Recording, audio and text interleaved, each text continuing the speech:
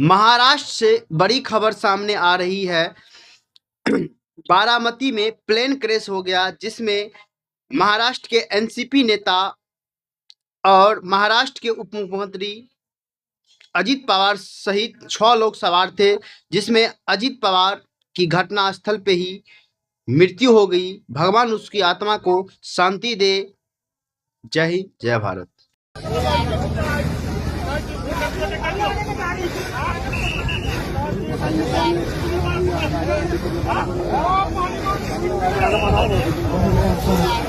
माणूस बघा किंवा काही चालू करा तो माणसाचं तिथं आहे का?